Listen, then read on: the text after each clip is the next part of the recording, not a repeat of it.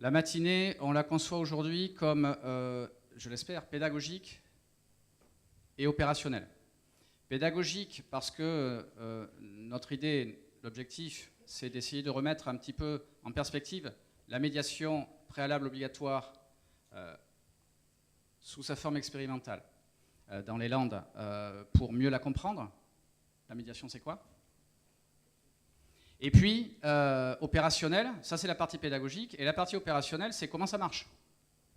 Comment, aujourd'hui, vous, en tant qu'employeur public, locaux, vos agents, placés sous votre responsabilité, sont susceptibles de saisir un médiateur au sein du CDG des Landes. Et comment ça fonctionne? Une partie pédagogique, une partie opérationnelle. Voilà, on a cette ambition-là ce matin que d'être, comme c'est le cas d'habitude pour le centre de gestion, à vos côtés pour vous expliquer et vous dire comment la médiation préalable obligatoire dans la fonction publique aujourd'hui fonctionne pour vous et pour vos agents. Aujourd'hui, vous êtes des expérimentateurs. En réalité, je devrais dire, nous sommes des expérimentateurs. Puisque si vous, en tant qu'employeur public et représentant d'employeurs publics, vous êtes donc rentré dans l'expérimentation en signant avec le centre de gestion une convention, pour ce faire, le centre de gestion expérimente aussi. C'est le centre de gestion qui porte cette expérimentation et qui la porte avec vous, et j'allais dire qu'il la porte pour vous. Donc, en fait, notre destin est un peu lié pour les 3 ans qui viennent, 3 ans, terme de l'expérimentation qui a démarré il y a quelques semaines de cela. Donc, on est tous des expérimentateurs. Et je veux saluer vous tous qui êtes présents ici, collectivités et établissements publics qui ont donc signé une convention avec le CDG, et j'ai même cru comprendre qu'il y a des représentants de collectivités qui n'ont pas encore signé ce type de convention, et je veux vraiment aussi remercier leurs représentants, parce que si vous n'avez pas signé maintenant, vous aurez peut-être l'occasion de signer plus tard. En tout cas, on verra au terme de l'expérimentation à laquelle nous participons donc tous. Donc nous sommes des expérimentateurs, mais nous sommes aussi de ce point de vue, et je pense d'ailleurs que ça va assez largement traverser tous les propos qui vont être tenus ce matin, nous sommes aussi, en expérimentant la médiation préalable obligatoire, probablement des précurseurs.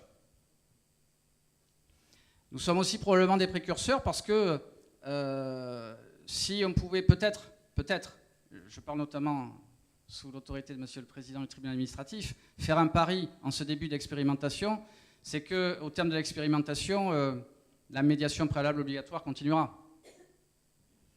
Je prendrai volontiers ce pari. Et donc, c'est la raison pour laquelle je crois qu'on est des précurseurs et qu'on a raison. On a raison de porter ensemble cette expérimentation. On la porte ensemble. Ensemble, ça veut dire qu'on ne la porte pas tout seul.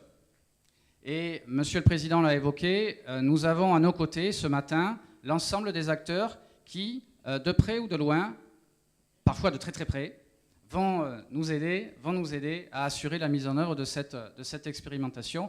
Et chacun, à tour de rôle, aura donc l'occasion de prendre la parole ce matin. Alors, dans l'ordre d'apparition en scène, Monsieur Ludovic Garrido, donc maître de conférence à l'Université de Bordeaux, à la faculté de droit, va nous parler de la médiation en droit public et va assurer un petit peu la mise en perspective de celle-ci. Monsieur Garrido va ouvrir la voie à la prise de parole qui suivra de Monsieur le Président du tribunal administratif de Pau, Alexandre Badi, que je tiens particulièrement à remercier de sa présence à nos côtés aujourd'hui. Monsieur le Président du tribunal administratif va évoquer le point de vue qui est le sien en tant que magistrat sur la médiation préalable obligatoire dans la fonction publique territoriale. Ces 2 interventions vont nous permettre d'assurer l'objectif de la pédagogie que j'évoquais tout à l'heure pour resituer d'une manière globale ce qu'est la médiation. Il nous a paru important de partir du haut de l'entonnoir et puis ensuite de descendre un petit peu. Avant de continuer à descendre dans l'entonnoir, nous ferons une pause. Je le signale tout de suite pour rassurer les uns et les autres. Je vous invite d'ores et déjà à faire en sorte que la pause soit la plus courte possible parce que le plateau est dense et que nous avons beaucoup de choses à voir ensemble ce matin. Après la pause, nous reprendrons avec M.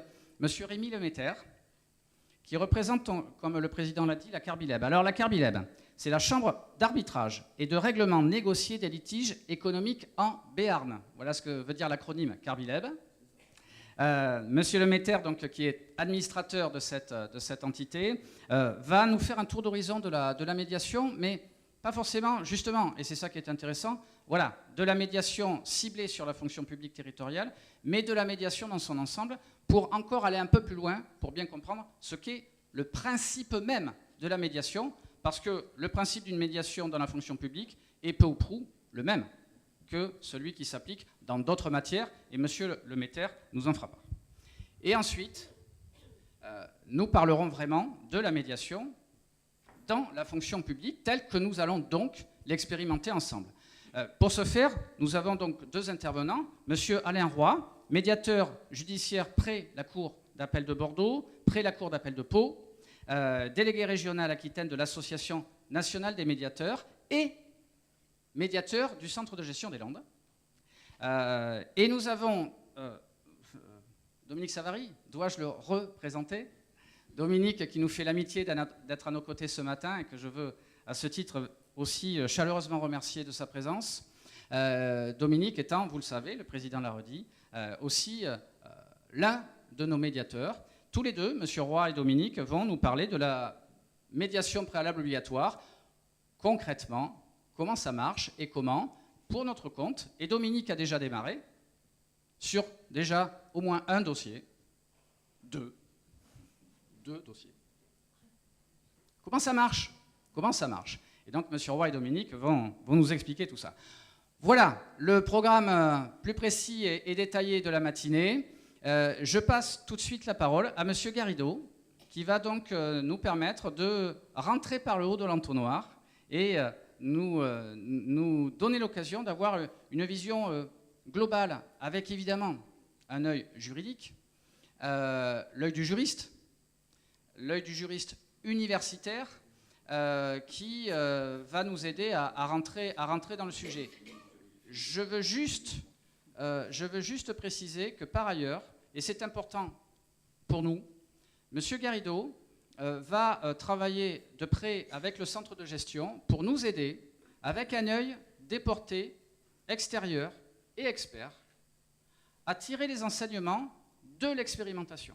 Donc nous allons mettre en place un partenariat formalisé avec l'Université de Bordeaux, dont M. Garrido sera le fer de lance, si je puis dire, pour nous accompagner sur la durée dans l'analyse que nous allons pouvoir faire, quantitative et naturellement qualitative, de la manière dont cette expérimentation que nous portons dans les Landes va pouvoir produire véritablement ses effets, positifs, peut-être moins positifs, mais nous le verrons. Donc ça, c'est un point que voilà, je veux mentionner.